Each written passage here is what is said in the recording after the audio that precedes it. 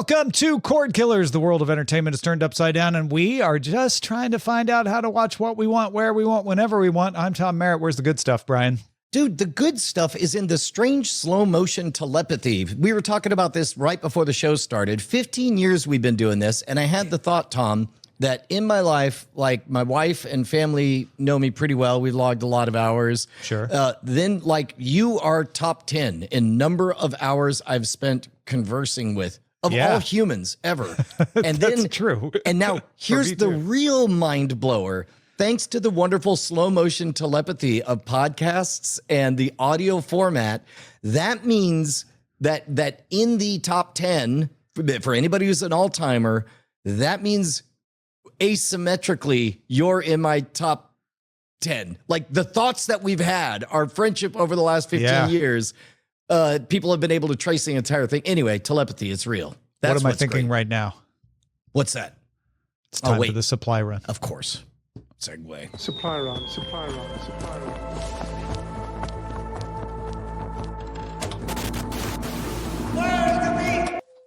So in our 15 years of doing Cordkillers, often all we had to talk about was Netflix. So it always feels comfy when Netflix is in the news. Netflix reported revenue grew 16%. That beat analyst estimates. Projects higher than expected revenue for the next quarter. Some of that has to do with currency stuff with the dollar. They also expect subscriber and ad growth, though, on track to double ad revenue this year, although it's coming from not having had that much ad revenue. So that's probably not too surprising. Netflix doesn't report subscriber numbers, but it did report that viewers watched 95 billion hours of content in the first half of the year, Brian. Oh, that old thing. Not and one again, viewer. We've talked about this before, but understand that Netflix plays the game in general in online media. YouTube is the fairest broker. It's a meritocracy. It reports viewer minutes, which are accurate. It fudges a little bit when it comes to what constitutes a view. No. When Netflix is talking about how many people watched the episode of Squid Games, it means you tally up all them viewer minutes, and we're talking full hours, nothing but. Yeah, you know how fanciest places, they round everything to the nearest dollar? That's what Netflix is doing with views. It's amazing. Yeah. Also, the thing you hear people talk about as the most popular Netflix show is not. Do you know what the most popular Netflix show in the first half of the year was? We talked about this last week, and I don't remember it, and somebody already wrote in about it, and I've already forgotten it again. Adolescence.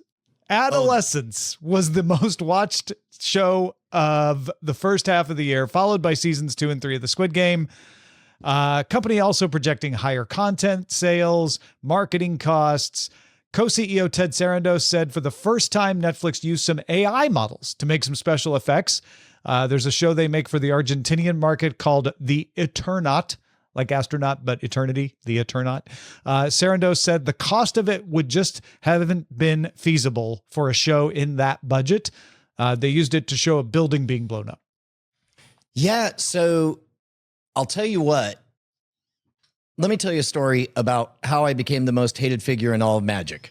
When I launched Scam School, I wanted magic to be better than it was. Magic was synonymous with wearing cheesy sequins, doing the same 12 illusions on the same Thanksgiving holiday specials a million times over.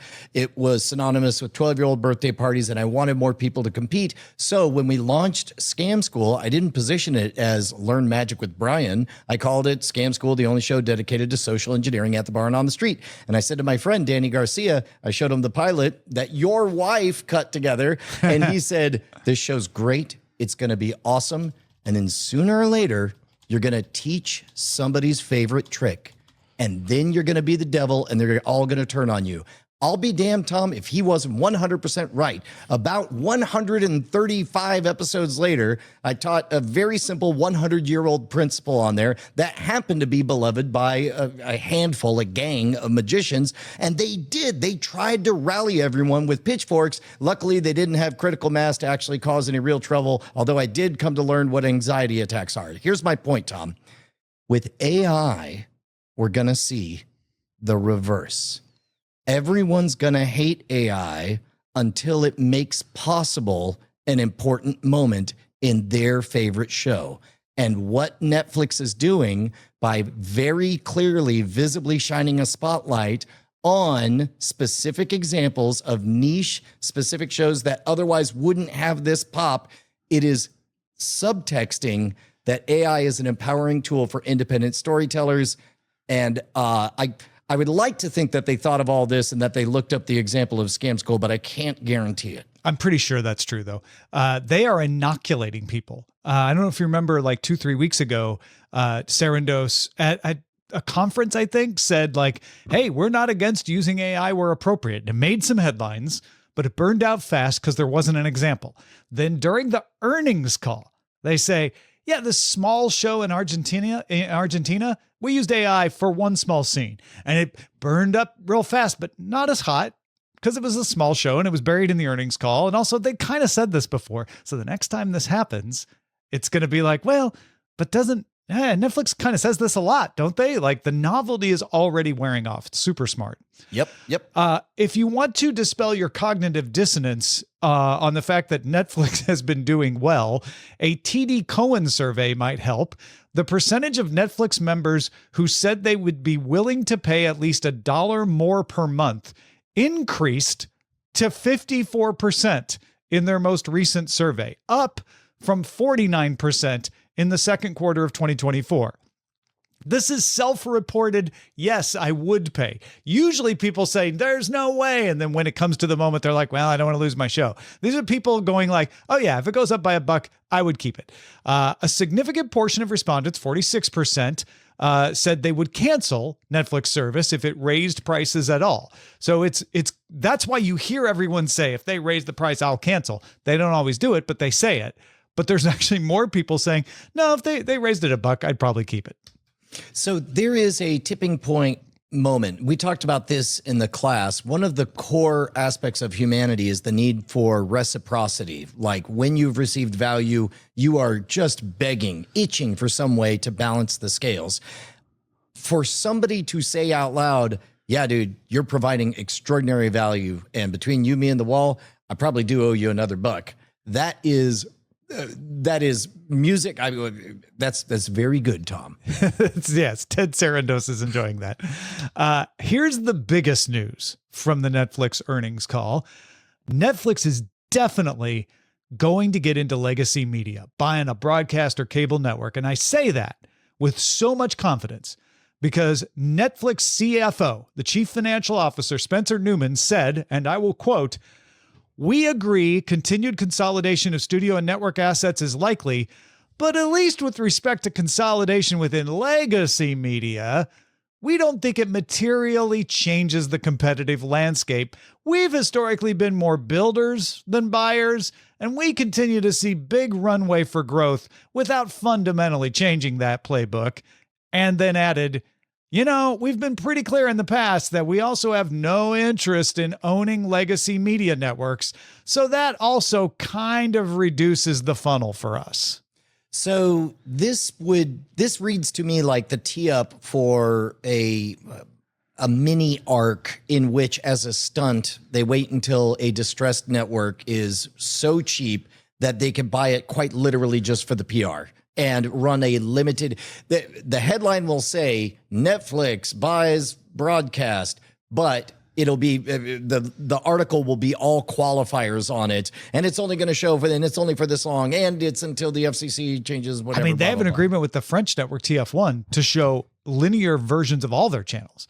Would not be a huge jump to buy somebody and show all their linear channels. And it would be a flex that I suspect there is entire chunks of the vertical of Netflix whose job is quite simply to have the discussions, to think about, to find out the execution arms of the company. What are you about to do? Hey, hold off on that because there's a PR narrative that we're trying to keep interesting things afloat. Now, if you're like, Tom, Brian, he clearly said they aren't going to do it. I get it. It's funny to say Netflix always does what it says it doesn't, but let me lay it out for you. 2017, Reed Hastings, then CEO of Netflix, said, "We won't bid for NFL rights because we believe we can earn more viewing and satisfaction from spending that money on movies and TV shows." 7 years later, Netflix broadcast 2 NFL games on Christmas. 2016, Hastings said the company had no plans on making changes to stop password sharing, calling it a positive thing. These are his words. Password sharing is a positive thing, not a negative thing. Password sharing is something you have to learn to live with because there's so much legitimate password sharing. We're doing fine as it is. 7 years later, company rolled out new policies cracking down on password sharing. 2020, Hastings said, we want to be the safe respite and have none of the controversy around exploiting users with advertising. Recent earnings call, we've doubled our advertising sales. Also, they said original content was too expensive back in the 2010s. We all know how that worked. Late 2014, the director of corporate communications said offering downloads versions of Netflix shows was never going to happen. The company implemented that in November 2016. So there's a long history of Netflix saying something, and then a few years later, sometimes 5 or 6 years later, maybe 7 years later, absolutely doing it. Yeah, I wonder, man. I'll bet there's entire college courses in which people explain that everything you need to know about PR and business you can learn from Netflix and the WWE, because Netflix is quite simply following the WWE playbook for any kind of, never in a million years will this happens. Yeah.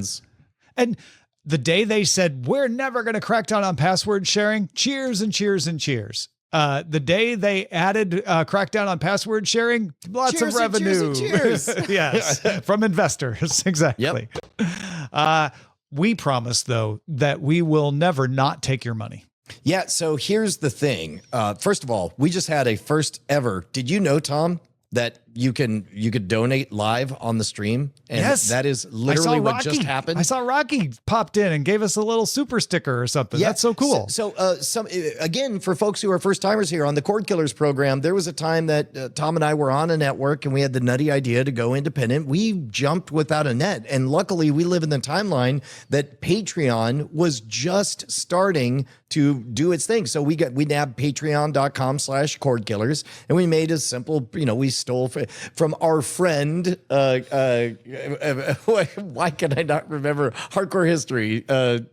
Dan Carlin. Dan Carlin. Yeah. We stole Dan Carlin's line, a bucket episode. That's all we ask. And by golly, you guys showed up. And for 15 years, you've kept us live and independent. So if you want to join us, you get exclusive access to a super secret, not streamed after talk segment. You also get early access to the full experience. And I know we got first timers here. So the full experience is we watch 4 episodes of a series. The first episode, the highest rated, the ultimate episode, the lowest rated per IMDb episode, and the last episode. And we evaluate whether or not we pretty much got the whole series. We're in the middle of doing Land of the Lost. You can get that early in your RSS feed by becoming a patron at patreon.com/Cordkillers. Thank you to everybody who's been here. Yes. Thank you. Thank you. Thank you. You make it possible for me to say, let's move on to the search party.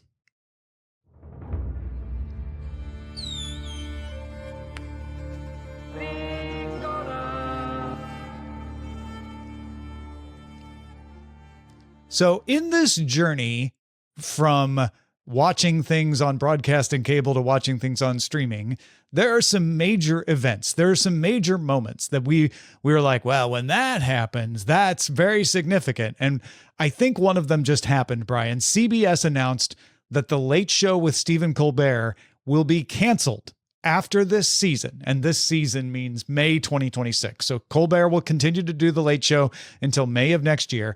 There will not be a replacement host. They are ending the franchise that started when David Letterman left NBC and came to CBS. Ad revenue for The Late Show in 2024 was $57.7 million, according to iSpot TV. That's down from $75.7 million 2 years before. And so when they say it's a financial decision, there's numbers that back it up. It's just not bringing in the money.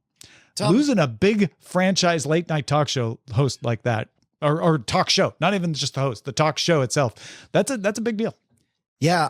On the one level, it's interesting because I'm halfway through the latest season of Hacks, and there's a moment where the network says to Deborah, hey, it wasn't like it was you or somebody else. It's like we were thinking of getting rid of the late night show. And so this idea has been on the chopping block for a minute. And if you watch the live presentation or the recorded presentation, Stephen Colbert is speaking from the heart. You could tell that, it's tough to be the last one to shut off the lights on the way out on a beloved institution that almost made it, closer to 100 years. But of course, structures change, and engage cynical Brian, engage corporate conspiracy Brian, because remember, Tom, we just talked about how Netflix is the king of saying things they would never, ever, ever, ever do, and then writing themselves a giant paycheck and doing it. So it sounds to me like they will never, ever, ever extend this. This is the end, which means that for 1 year, very valuable advertising space. Would you like to be one of the very last advertisers all the way through the end of the Late Show? And as those numbers get higher and higher, I suspect you'll have a moment kind of like Dan Harmon went through when he announced the end of Harmontown Live. People started showing up because it was finite, and all of a sudden the crowds were great, and it felt like the old days. And like the third from the last episode, he's like, well, I don't know, maybe we should keep going. But in this case, CBS can decide to flip the switch anytime it wants. Yeah, I think you're right. I think the narrative that somehow this has to do with the president's lawsuit against Paramount, the corporate overlords of CBS, feeds that. Because if people are mad because they think it's that, then they're going to show up even more so to support Colbert. The Merv Griffin show used to be this slot. And then the Merv Griffin show got canceled and was replaced with several different shows, none of which caught on until David Letterman showed up and took the slot and made it itself. So they either decide, you know what, there's enough attention back on Colbert. You've saved Colbert, everyone. Congratulations. The Late Show will not be canceled after all. Or they replace it with something that hits a different demographic and is cheaper and brings in more revenue. And that's kind of what I expect them to do. Also, if we can pull back the curtain a little bit, you don't have to be a patron to hear us talk candidly about this. The show is called Cordkillers. It's about cutting the cords. We had a narrative problem of what do we do now that all the cords have been cut? All of a sudden, air quotes, totally new show, Cordkillers Reckoning, came out. There's no reason that after a break or whatever, some iteration, maybe you call it Late Again with Stephen Colbert. Too late. Exactly, right? Too late, too furious. But the point is, there's, I think, a lot about the memoir of, is it David Milch, who did Deadwood? On the cancellation of Deadwood, he said, only a child believes these things can go on forever, and only a child believes that you can't start on something new. Yeah. Disney Plus has launched a streaming hub within the Disney Plus app called Homerpalooza. It is a linear stream of more than 200 Homer Simpson-centric episodes of The Simpsons that runs 24/7. It's part of Disney Plus's broader push into creating these streamed, curated genre or theme-based channels. They've got one called Throwbacks with nostalgic animated series. They got Descendants and Zombies with teen musical stuff. They've got Shark Fest with shark programming, and all subscribers can access the ABC News stream and Disney Plus Playtime, which is for kids. It is interesting to see Disney Plus's take on that lean back experience that is associated with fast services like Pluto, and just putting it within Disney Plus. So this is Galaxy. We'll take a brief Galaxy Brain moment here. Just a tour around the galaxy real quick. I love thinking in terms of verb tense. So the bulk of Simpsons is all now past tense verbs. It was revolutionary. It was outrageous. It was good, and so on and so on. I love any kind of meta event that allows you to take a past tense verb and make it present tense, because now they are doing a Homer-centric watch through of it. Similar to like long after The Big Lebowski had been out, somebody noticed that it looks different if you go in through the lens of Donnie is dead and doesn't exist. He's only in Walter's imagination. And so they would host live showings, and with Jeff Bridges would be there to comment on what it's like with that present tense experience of a backward looking watch. So I'm here for all these crazy remixes. Yeah. Shigeru Miyamoto announced that they have cast Link and Zelda for the Legend of Zelda movie, which is set to come to theaters May 7th, 2027. So we're in the casting phase. Yeah, I haven't even started production, but it comes to theaters in a couple of years. Bo Bragason will play Princess Zelda. If you've seen her, you have seen the 21-year-old actor in the Disney Plus series Renegade Nell, or possibly in Final Fantasy 15. And then 16-year-old Benjamin Evan Ainsworth will play Link. He was the voice of Disney's 2022 live-action Pinocchio, if you were the person who watched that. Also appeared in The Haunting of Bly Manor on Netflix. Wes Ball, who directed the Maze Runner movies and Kingdom of the Planet of the Apes, is directing the Zelda movie. So now we know the director, and we know Zelda, and we know Link. Brian, what do you think? I think of the promotional materials for Terminator 2 Judgment Day, in which the actor who plays the T-1000 had to, in order to do the revolutionary CGI effects, he had to get his head scanned in whatever the highest fidelity they could so that they could replicate everything. I think that teenage actors grow very quickly. Little grasshoppers become adults very fast. And I think that this is a big enough franchise that I suspect, Tom, that maybe in all of human history, no face will be scanned as precisely and in as much detail as possible as this 16-year-old lead, because he's going to need to look this way. If I were writing a check for this, future-proof it. Future-proof all of this. I want his face down to the pore so that everything can be exactly right 25 years from now. Yeah. Well, and that's why you cast a 16-year-old and a 21-year-old as well, right? Is your future, you're giving yourself buffer on that. You might want to scan them at 18 or 19, but you're definitely wanting to scan them at some point. HBO confirms The Last of Us Season 3 will arrive in 2027. So it follows we're getting a Last of Us season every 2 years. They have not decided yet whether this will cover all of the rest of Last of Us Part 2, or if there will be an additional season to finish up The Last of Us Part 2. Yeah, I am embarrassed to report that while I love playing the game, I fell off on the show. First season was great. What a triumph. It's great. The second one was great. Video game. I saw some things that were different in the show, and I waited for somebody to say, Brian, no, you really got to give it a go. Still waiting. Brian, you really got to know that the Stranger Things Final Season 5 Volume 1 trailer is out. Stranger Things Final Season 5 Volume 1 starts streaming on November 26th, Volume 2 on December 25th, and then we get the finale separate on New Year's Eve. Yeah, I don't know. I kind of like that holidays keep going on, whether I participate in them or not. I don't observe Stranger Things, but I'm glad it has such happy cultural Stranger meaning. Things to all who and celebrate. And a happy number 11 to you, sir. Netflix has officially greenlit an Assassin's Creed series.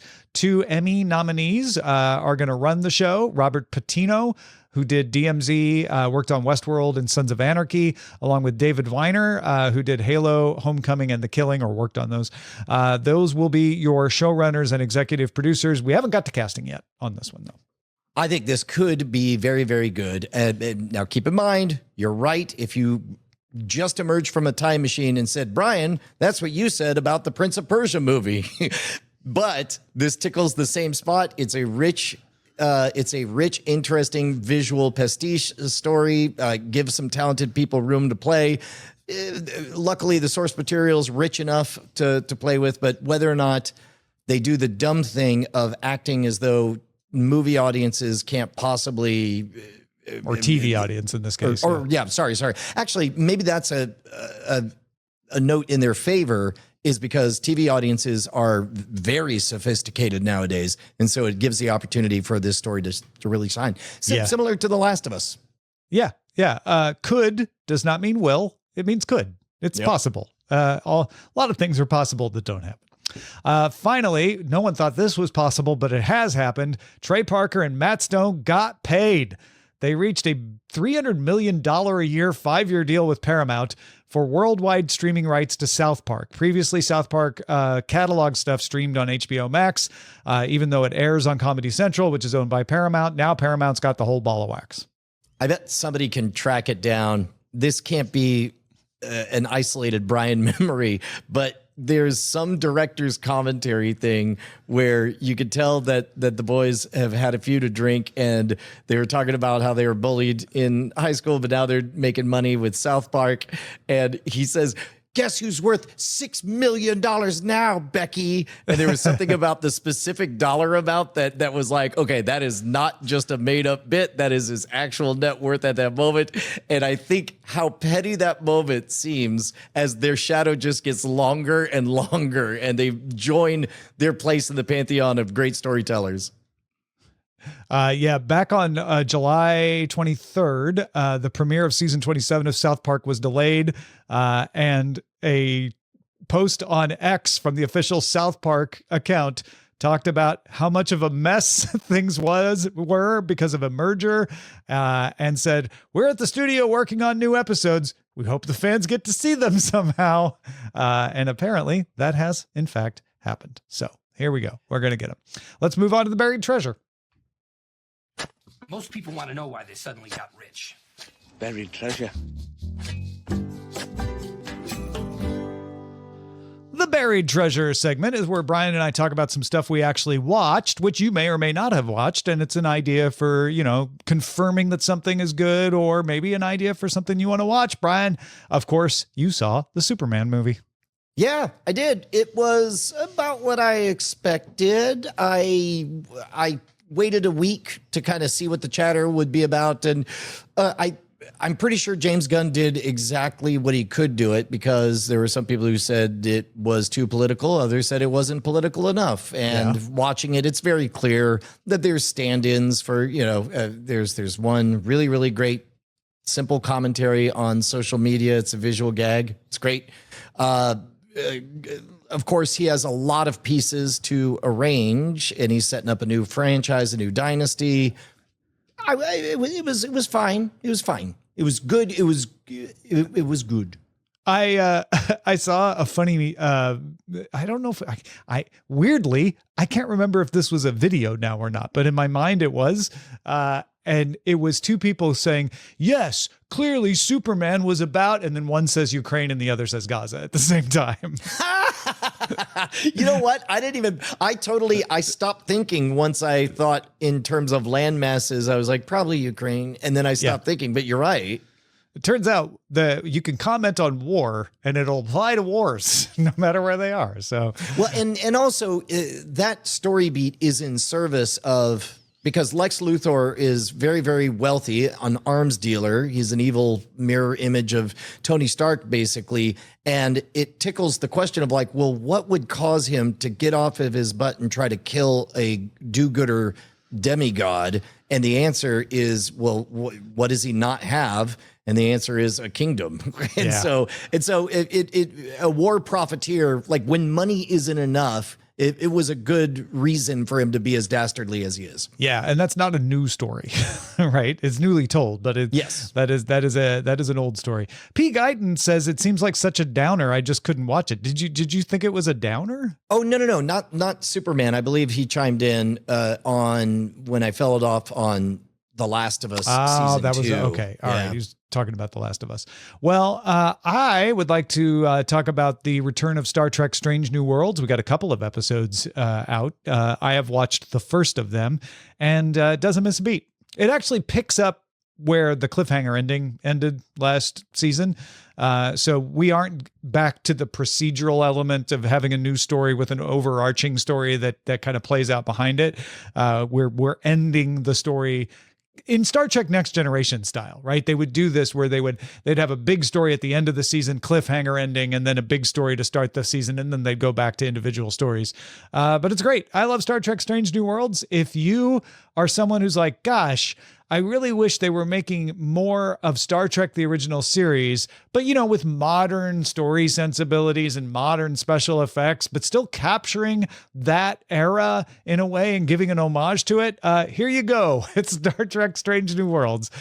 The only minor, not spoiler, but something that happens is there is a new engineer that gets picked up. And the current engineer of the Enterprise has to teach him about giving proper estimates for how long and how possible things can take. This spoiler for any Star Trek fan who doesn't have the intellect of a 3-year-old. It's pretty great. I won't go into details, but I loved that little vignette. Most of it is about saving the crew from the Gorn and all of that. In this season, this is a curious case where we had 2 announcements. One of they announced before this season that there would be another season, but then last month they announced, oh wait, and another season after that, and that'll be the last. And yeah. we noted that was an unusual move in the enthusiasm things, and we'll see whether or not that plays out in terms of ratings or whatever. They clearly have a plan. But what I'm interested in, Tom, is what that implies is that the cast went into this season that you're watching right now knowing that there was a sense of momentum and shared purpose, and everybody knows where this is headed. And like the Next Generation, you watch season 1 of that, and they're clearly figuring it out. But by the end of season 2, beginning of season 3, it's like, oh, they know exactly what they're doing. Does that read in the first couple episodes of this? Oh, it read last season to me. Yeah. As I was asking that, I realized that you were already on board. Yeah. No, this crew figured out their beats within the first season, and by season 2 they were rolling. So if you, I'll double down on it. If you're like, man, I wish I could get more Star Trek the original series, this is it. Somebody in our chat pointed out that the Orville is for Next Generation fans. If you're a TNG fan and you want more of that, go watch the Orville because it's perfect. Or Lower Decks. Yeah, or Lower Decks. Absolutely. Those are both good options for that. If you got something we should be on the lookout for, email us cordkillers@gmail.com. So, Brian, I know some people are like, well, you said all those Netflix examples earlier. Did you write those down anywhere? Because I'd like to use that. I'd like to replicate that. And the fact is, yes, I did at freetomnewsletter.com. You know what? Newsletters from your favorite independent creators are like liner notes for people. Yeah. Every week on Friday, I write up a newsletter about what I'm thinking, what I'm doing, and you can email me back. I don't think people really realize that works. Like, I'm sending you an email. They're like, well, you're sending a mass email. I mean, I know I get it. And it's like, yeah, try it. Email me back from the Free Tom newsletter and I will reply and say, yeah, exactly. That's cool. You'll get a link to my top 5. You'll get a picture of my dog because people who subscribe to the newsletter demanded that. So I'm like, okay, here we go. New picture of my dog. And whatever's on my mind, stuff I'm up to, stuff I'm going to be doing. I'm doing a digital Hollywood panel this week, so I'll probably talk about that in the next newsletter. And this week I talked about all the times Netflix has lied to you in the past. So go check that out, freetomnewsletter.com. Let's scan the horizon. Send a scanning to abort. Scanning the horizon! Oh, you thought we were done talking about Netflix. Netflix is now the number 3 distributor of television in the United States, according to Nielsen. YouTube is number 1. The Walt Disney Company is number 2, then YouTube, followed by NBC Universal, Paramount, and Fox. This is a chart, Brian, that measures total TV usage. Doesn't matter if it's broadcast, cable, or internet. Who has the most of their programming being watched? That is extraordinary, specifically because you don't... Long-timers know that Netflix at one point said out loud, we're just doing an HBO. We're just following HBO's playbook. But they crushed HBO's positioning so long ago that that playbook ceased to matter or exist. And now they're writing the next playbook. Netflix, in general, prestige, Rolls-Royce level high quality is not meant to be also mass, everyone has it. There's a reason that it's elite content, and that's because it's better than everything else. And yet Netflix just keeps doing so much right. There was a time, remember when they did Quickster? They've made up for it. They've made up for Quickster. Yeah, forget Quickster. Although they ended up doing Quickster. They just didn't call it Quickster. Yeah. Wait, you know what? Also, the Coca-Cola company realized they shouldn't call it New Coke. Yeah. I kind of think the New Coke thing was one of the genius things Coke did. Yeah. There's enough stories in there that if it was genius, it was accidentally genius. It might have been accidental. I'm not denying that. And if we go back to that, Amos, if you could put that media distributor chart up there, look down below Fox is Warner, then Amazon, then Roku. There is the Scripps Network, which has some cable and broadcast channels. And then the Weigel Network is above A&E, Hallmark, and AMC Networks. AMC Networks, which has very popular shows like The Walking Dead in its history, has a streaming version, is behind Weigel. Weigel does MeTV.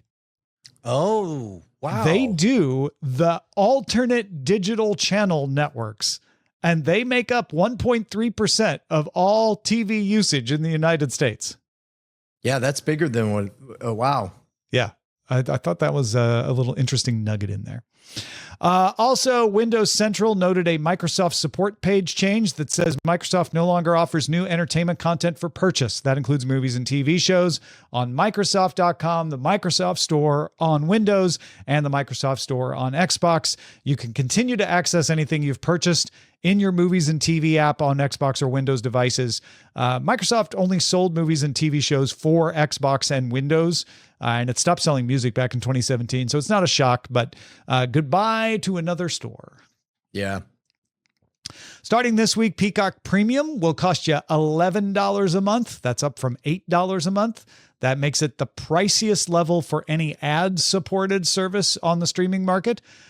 Premium Plus, which gets rid of the ads except on live sports, and also gives you access to local stations, is going up by $3. That'll be $17 a month. On an annual basis, Premium will now be $110 and Premium Plus $170. And that's all in advance of the NBA coming to Peacock this autumn. Oh, that'll be big. And I'll tell you what, even though Peacock only has a fairly narrow foothold in terms of kind of must-watch originals, Poker Face is excellent. I still need to watch season 2 of that, but it causes me to never want to actively pull the plug on my Peacock subscription, even though... Just in case. Yep. You never know. I might want to watch Natasha Lyonne before she hopefully appears in Space 1976. That's right. Disney's live-action Lilo and Stitch remake is the first film to hit $1 billion at the box office worldwide, at least the first U.S. movie. China had one called Neja 2, which was the biggest film of 2025 so far with $1.899 billion. Lilo and Stitch also now available for digital purchase or rental as of today, July 27th. Okay, we've got to... Is the commissioner interested in doing a summer movie draft? We got to bring back our fantasy betting We're going to league. need a new commissioner. Oh, man. Okay. All right. Finally, subscribers who paid $139 a year for Prime Video said Amazon had led them to believe the service would be ad-free. They said the ads being added to their subscription amounted to a price increase, and that breached their subscriber agreement and violated Washington state consumer protection laws. So they went to court. The U.S. District Judge Barbara Jacobs Rothstein in Seattle concluded that ads were a benefit modification specifically contemplated and authorized by Amazon and the subscribers in the terms of service. And the change that went into effect in January 2024 was therefore not a violation of those consumer protection laws. That's interesting because in general, consumer protections, if you fail to deliver on the quality of goods, then, you know, there's a negotiation on how to make it right. You could say you could sue based on it being bad or whatever. But in this case, everything is so trackable, like programmatically. You said the words, you're not going to put ads in there, and then ads are in there. And that means the benefit modification, it seems like this is a different angle of attack for this kind of issue of product degradation over time that I can't think of an immediate corollary to. Yeah. I think one of the things that hurt their case was this is Prime, $139 a year for Prime. And Amazon did say, this service doesn't have ads. They didn't say it'll never have ads. And the terms of service said, this is ad free for now. Okay. Well then, it's one of those, like, you said there would never be ads. And Amazon's like, no, we never actually said that. You believed that, and we let you believe that. Letting you believe something is not against the law. Okay. But then in that case, they don't have much to stand on. Yeah. All right, let's move on to the chatter.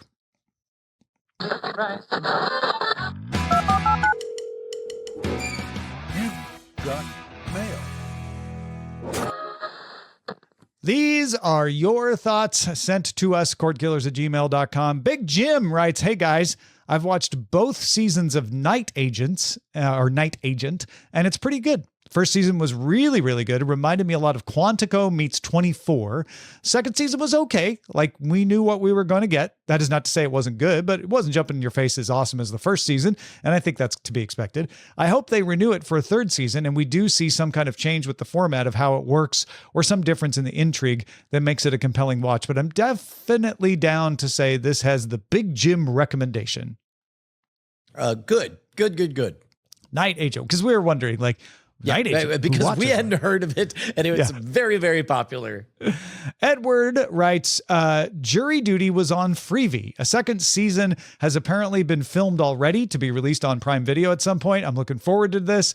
First season was very enjoyable and significantly something both my wife and I could watch at the same time. If there was another campaign to get behind the streaming age, it would be for more shows like that, where they aren't so hyper-targeted that only one person in any household would enjoy them. That was the one where everyone knew it was a TV show except one person on the jury. Yeah. And that is, in terms of a stunt, I thought it was pretty good. Then Stealth Dave wrote us a very long and wonderful note. The best show for doing real-time full experience is, of course, Joss Whedon's Firefly. Well, real-time full experience is the idea that we would watch the shows spaced out. So we'd watch the first show, and then if the ultimate show was actually like 2 years later, we would wait 2 years to watch the ultimate episode. Firefly was only on for one season, so that makes it a fast watch. And if you have eagle ears, you'll probably notice that we quickly brought up that topic and dismissed it specifically because there would be an argument over the canonical order of release, considering that the pilot never even got aired. Yeah. And then Scott says, I laughed at your tales of trying to find the first episode to watch. I had the same issue when I went looking to try and show my kids, only this was some time ago and wasn't readily available. Fortunately, the nostalgia with this show was strong for me, so I was able to pull the Metal Lunchbox complete series off the shelf to watch it. Which show is he talking about? Though? This is Land of the Lost. Yeah, sorry. I was desperately trying to help in the doc. I was typing it out. You also mentioned the pacing of the show. I know this comes up often when discussing older material, but this time I had a thought. For the older TV shows, not just Saturday morning fare, I wonder if some part of our problem with the pacing now is that we don't have commercial breaks like when they originally aired. I think that definitely is a contributing factor. Watching them live on TV, you'd go along and then there's that built-in break where you reset for the next segment. I think it was Brian that mentioned that distracted kids viewing, but I'm wondering about this for all such shows. I have thought about the commercial breaks in the streaming services, but those aren't the same. They algorithmically insert commercials and do not align with the old commercial breaks, at least not on purpose. They're supposed to. It's just the systems don't always work the way they're supposed to. Anyway, he says, I love when they cut off in the middle of a word and then lose a couple of seconds when they come back. Just food for thought, Scott. Thank you, Scott, for the thought. Yeah, along with that, I'll tell you where you see it is not just with the ad breaks, but also the need to spend upwards of, I don't know, between 10 and 30 seconds recapping everything that happened so far to bring people up to speed so that the next act can exist in a vacuum. We'll talk about it, especially on this week's episode of Land of the Lost, which it was painful. Stick around for that. That's it for us for this episode. Our website is cordkillers.com. Our email address is cordkillers@gmail.com. And we are live on twitch.tv/Night Attack and on the Modern Rogue YouTube channel, Tuesdays at 5:30 p.m. Eastern, 2:30 p.m. Pacific. I reckon we'll talk to you next time.